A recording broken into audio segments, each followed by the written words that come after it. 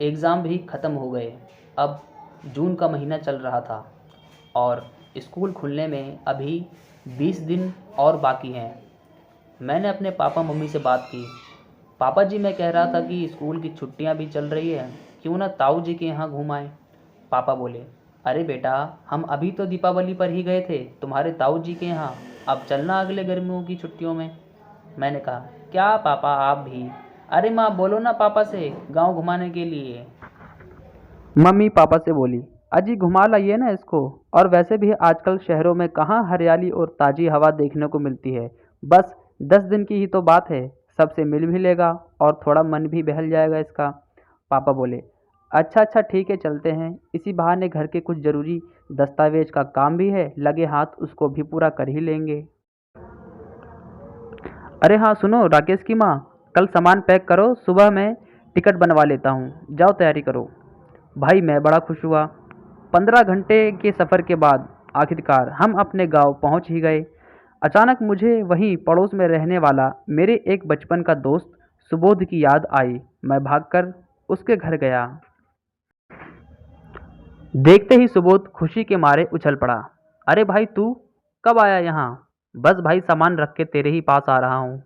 और बता भाई, पढ़ाई कैसी चल रही है? हाँ सब ठीक है, तू बता। बस भाई सब ठीक है, नंबर दे दियो अपना, बात करते रहेंगे अपन। अरे क्यों नहीं, ज़रूर मेरे भाई। अच्छा सुबोध सुनना, आज चलेगा शाम को यार, वो स्कूल देखना है जहाँ मेरे पापा पढ़ा करते थे। सुबोध बोला, अबे पागल है क्या, सुबह को चल लेना, जाते जाते अंधेरा हो जाएगा। और वो खेत याद है ना जहाँ से शाम को 6 बजे के बाद जाना मना है? सुबोध की बात सुनकर मैं थोड़ा हंसा, फिर उसकी बात पर हंसते हुए बोला, अबे तू कौन से ज़माने में जी रहा है बावले, ये सब बातें मेरे सामने मत करा कर, चलना भाई प्लीज़ यार। बहुत मनाने पर सुबोध मुझे शाम को स्कूल दिखाने को मान जाता है, शाम के 5 बजे। बस मैं अभी आ रहा हूँ बड़ी मम्मी के घर से, बोलकर मैं सुबोध के साथ निकल पड़ा स्कूल की ओर। 15 मिनट बाद स्कूल पहुँचे। सुबोध मुझे स्कूल और आसपास की चीज़ों के बारे में बताने लगा।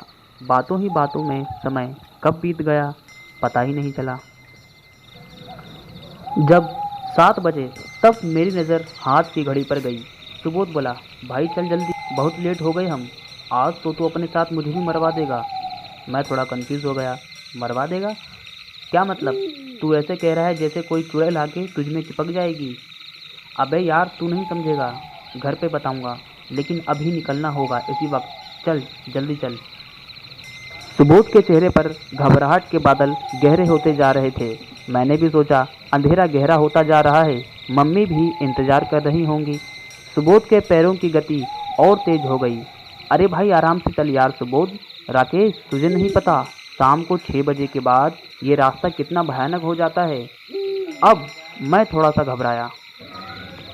भाई ऐसा क्या है इस रास्ते में? दोस्त थोड़ा जल्दी चल यार, बाद में बताऊंगा, इस खेत से अगले 2 खेतों तक थोड़ी समस्या है। तो मैंने पूछा, आखिर ऐसा क्या है, यह बताओगे भी? तो उसने बार बार बात को टाल दिया, लेकिन मेरे ज़्यादा दबाव डालने पर उसने पूरा किस्सा सुनाया। अब तो इतना जिद कर रहा है तो ध्यान से सुन। बहुत साल पहले अपने गांव से रात को इन्हीं खेतों से एक आदमी गुजर रहा था। रास्ते में वो पेशाब करने के लिए एक पेड़ के नीचे रुक गया। उसके बाद वो जैसे ही थोड़ा चला, उसे किसी बच्चे के रोने की आवाज़ आई। तो उसने सोचा रात को पहरा देने वाले का बच्चा होगा, छोड़कर कहीं गया होगा। लेकिन तभी आदमी को याद आया कि ये खेत तो रामलाल चाचा का है, जो 6 साल पहले यहाँ फांसी लगाकर मर गया। वह आदमी सहमे हुए कदमों से आगे बढ़ता रहा और उसके दिमाग में उन लोगों की बातें याद आई जो बार बार बोला करते थे कि इस खेत से गुजरते वक्त रात को कभी पीछे मत मुड़ना। कोई रास्ता पूछे तो उसके आंखों और पाँव को बिल्कुल मत देखना। कोई कितना भी बोले, रोए, चिल्लाए, बस सुनना मत। जितना तेज हो सके वहाँ से भाग जाना। ये सब बातें दिमाग में सोचने से उस आदमी की हालत बहुत बुरी हो गई और सोचने लगा कि उसने यहाँ आने से पहले ये सब क्यों नहीं सोचा।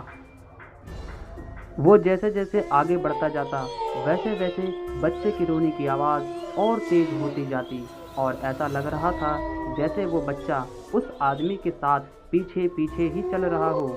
तभी अचानक उसने देखा कि 30 से 35 कदम की दूरी पर एक पेड़ से बंधे झूले में बच्चा लेटा हुआ रो रहा था। तो डरते हुए उसने आवाज़ लगाई, अरे कोई है जी? और ये बच्चा किसका है? कौन छोड़ गया है जी? अरे कोई कुछ बोलता ही नहीं, लेकिन कोई प्रतिक्रिया नहीं आती।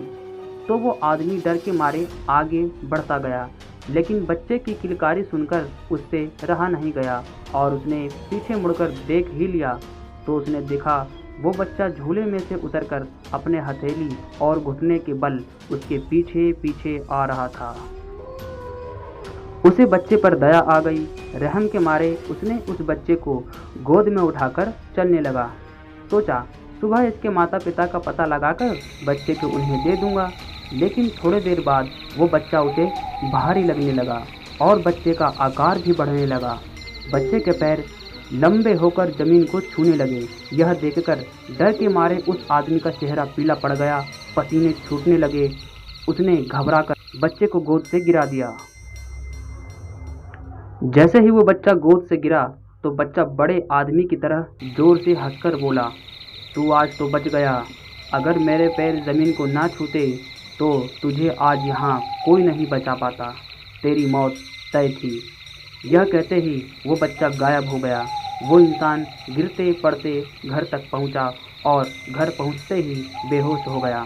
जब उसे होश आया तो उसने गांव वालों को ये सारी कहानी बताई।